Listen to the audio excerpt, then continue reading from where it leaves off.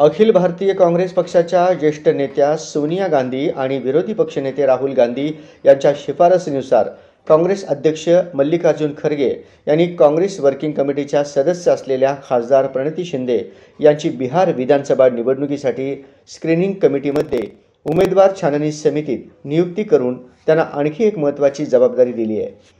खासदार प्रणिती शिंदे यांच्यावर पक्ष नेतृत्वाने यापूर्वी कर्नाटक आणि तेलंगणा विधानसभा निवडणुकांमध्येही जबाबदारी सोपवली होती, ती त्यांनी अत्यंत प्रभावी पद्धतीने पार पाडली। तसेच गुजरात विधानसभा निवडणुकीतही त्यांना वलसाड जिल्ह्याचे निरीक्षक म्हणून जबाबदारी देण्यात आली असून तेथेही त्यांनी उत्कृष्ट कामगिरी बजावली आहे। याच अनुभवाच्या पार्श्वभूमीवर अखिल भारतीय काँग्रेस कमिटीने बिहार विधानसभा निवडणुकीसाठी स्थापना केलेल्या स्क्रीनिंग कमिटीत सोलापूरच्या खासदार प्रणिती शिंदे यांची निवड झाल्याबद्दल हार्दिक अभिनंदन आणि शुभेच्छा।